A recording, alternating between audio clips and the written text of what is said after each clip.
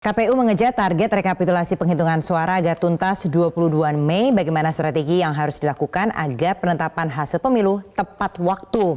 Untuk pembahasannya sudah hadir bersama kami Komisioner KPU 2012 hingga 2017, Bapak Ferry Rizky Kurniansyah. Pak Ferry, terima kasih sudah hadir bersama kali. Senang sekali akhirnya bisa ketemu lagi nih, Pak. Ketemu lagi. Nah, jadi kalau ingat-ingat masa dulu nih ya, kalau kita lihat mungkin nggak nih dari kondisinya sekarang pemilu serentak, rekapitulasi selesai 22 Mei, artinya 30 hari setelah pemilu begitu. Ya. Mungkin nggak dilakukan? Sangat mungkin. Berbeda dengan yang 2014 yang lalu. Jadi 2014 lalu kan dibagi dua.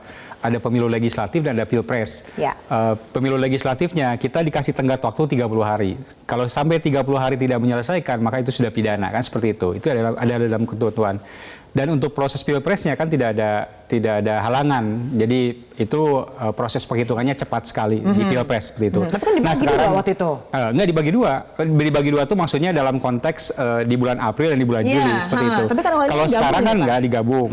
Tapi proses mekanisme yang sekarang berlanjut atau berlangsung di KPU ini kan dibagi paralel. Ya. Jadi ada yang melakukan proses rekapitulasi di atas dan di bawah, maksudnya di ruangan yang berbeda dengan provinsi atau PPLN yang akan dilakukan. Ya. Saya pikir ini akan cepat. Jadi karena cepat maka tenggat waktu tanggal 22 Mei ini insya Allah pasti akan tercapai seperti itu. Kalau Pak Ferry ngelihatnya kenapa yakin bisa 22 Mei? Yakin karena proses rekap kan proses yang sudah berjalan dari mulai tingkat kecamatan. Jadi penghitungan di tingkat TPS, rekap di tingkat kecamatan sudah berjenjang. Sehingga proses-proses yang dilakukan ada hal-hal yang memang perlu dikonfrontir data dan lain sebagainya, uji kesahihan data itu kan sudah selesai. Tinggal nanti di tingkat nasional apakah memang ada keberatan-keberatan lagi tidak yang terkait dengan proses penghitungan di tingkat provinsi. Baru nanti diselesaikan di tingkat nasional. Kalau tidak ada keberatan, itu di tingkat nasional itu selancar seperti itu. Karena sudah diselesaikan di tingkat provinsi, kabupaten kota dan bahkan tingkat Tapi dinamikanya justru yang terjadi. Tapi dinamikanya bisa jadi mungkin prosesnya kenapa menghasilkan seperti ini kan harus juga ditegaskan, dijelaskan oleh provinsi yang bersangkutan. Sehingga nanti para saksi itu ada kejelasan bagaimana mekanisme yang dilahirkan. Bahwa kemudian misalnya, saksi kami sudah menandatangani di tingkat provinsi, tapi kalau misalnya hanya menandatangani atau tidak menandatangani kan juga bisa dipertanyakan juga di tingkat nasional. Nah itu mungkin hal-hal yang memang cukup dinamis yang nanti akan terjadi, yang juga sekarang juga terjadi. Kan? Dan itu menghalangi nggak kalau sampai memang ada kan juga kan tidak mau ditandatangan saksinya dan sebagainya, itu menghalangi, memperlambat atau tidak sih? Saya pikir tidak. Ini? Jadi saksi tidak menjadi persoalan kalau toh memang tidak menandatangani dan tetap dalam konteks kekuatan hukumnya tetap sah seperti itu. Nah, apa kira-kira Pak, kalau kita ngomongin sesuatu hal yang tidak membuat KPU itu nggak bisa nentuin, memutuskan pada tanggal 22 Mei, ada nggak sih faktor X itu? Bisa jadi kalau misalnya proses rekap di tingkat provinsinya belum selesai, itu bisa jadi ya. Tapi kalau sekarang kan sudah 4 provinsi sudah masuk ke tingkat nasional, satu lagi PPLN tinggal diteruskan.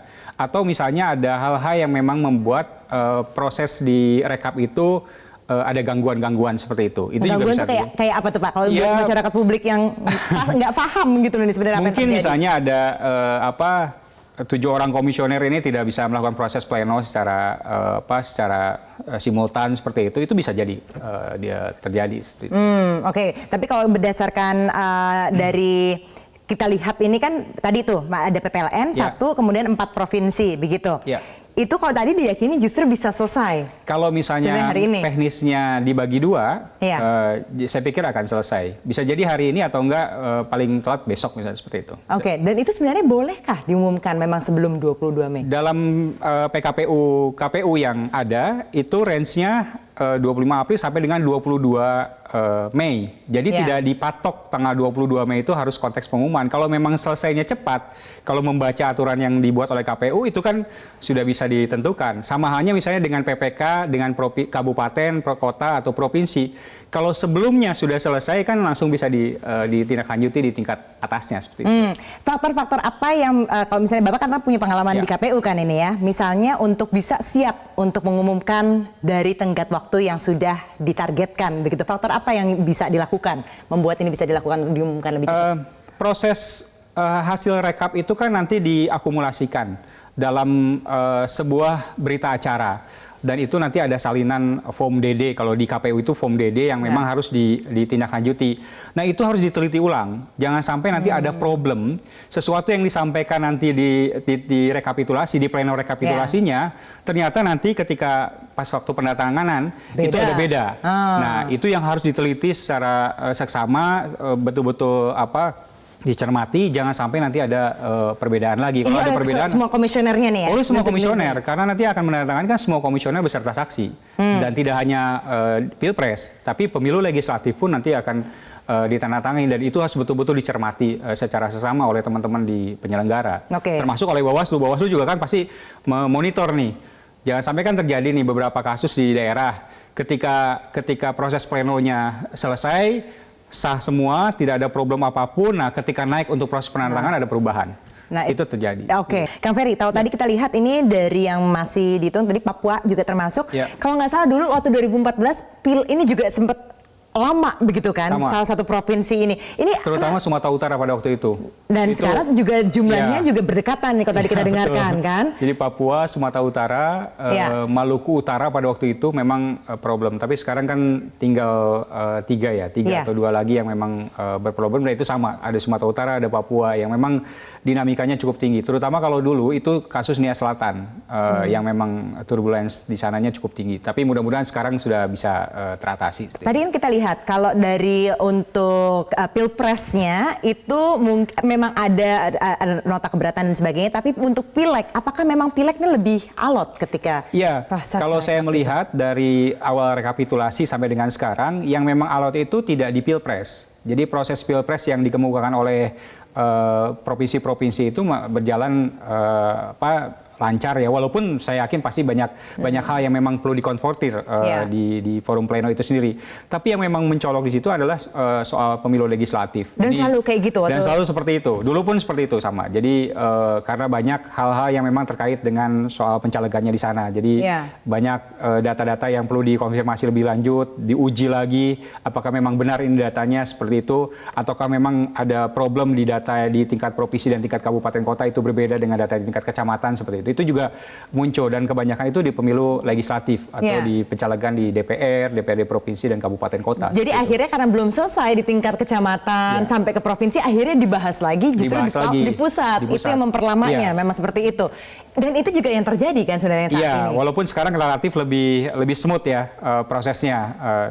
Tapi ini kejadian yang terus-menerus seperti itu. Karena yang dibahas di tingkat pusat ini hanya presiden, DPR dan DPD saja, maka problem yang memang cukup menariknya adalah di DPR seperti itu. Apalagi ini urusannya terkait dengan soal parliamentary threshold seperti itu.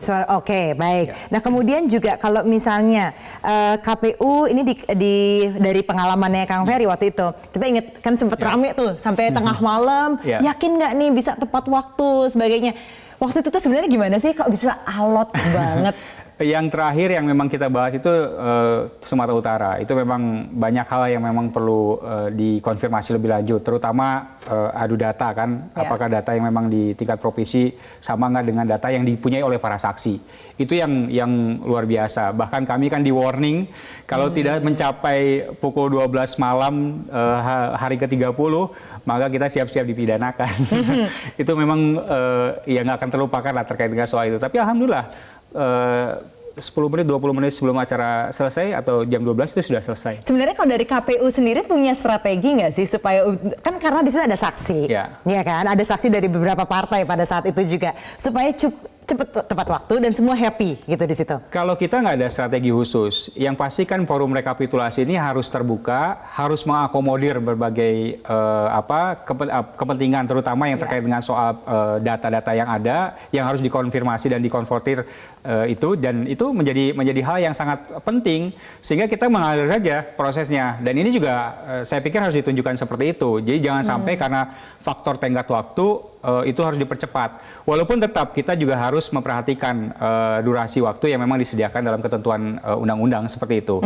Tetap diberikan kesempatan, tetap terbuka, mekanismenya berjalan supaya sangat baik mekanisme yang ada dalam ketentuan aturan mainnya seperti itu, tapi tetap juga kita memperhatikan batas akhirnya. Karena di undang-undang sekarang kan atau di peraturan KPU tahapan ini sekarang kan 22 Mei. Ya, harus juga memperhatikan 22 Mei itu harus sudah selesai. Ada nggak tapi kayak masa atau momen di mana memang harus ya nego lah supaya kita ini sama-sama cepat selesai, nggak dituntut, kemudian juga mereka nggak terima dengan hasilnya begitu?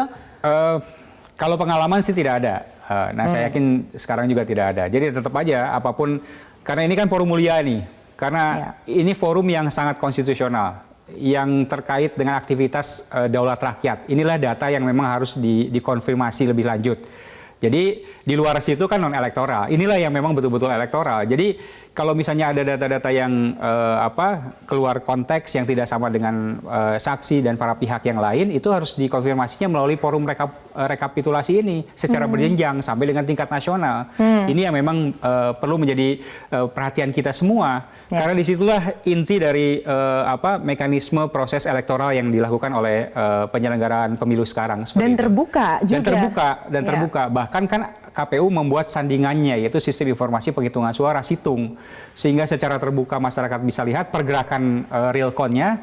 Nah, secara forum manual yang itu memang betul-betul resmi yang diatur dalam undang-undang, itu juga diatur kan seperti itu. Nah, ketika misalnya ada dispute-nya, ya itulah forum rekapitulasi untuk membenarkan. Sampai misalnya kalau toh memang nanti, mudah-mudahan kan sekarang tidak ada proses pembukaan kotak, C1 plano dan lain sebagainya, itu ya di situ forumnya. Tapi mudah-mudahan kalau misalnya sudah 3 atau 2 provinsi ini, mudah-mudahan lancar lah, tidak ada. Karena sudah diselesaikan di tingkat provinsi, di tingkat kabupaten kota. Jadi Kang Ferry yakin, optimis 22 Mei sudah bisa mengumumkan? Saya yakin, optimis. Sudah dicek juga nih. Bahkan mungkin mudah-mudahan sebelum 22 Mei sudah ditetapkan, jadi sudah tidak ada problem apapun. Jadi gitu, seperti itu. Kang Ferry, terima kasih banyak sudah bergabung bersama kami di Prime Time News.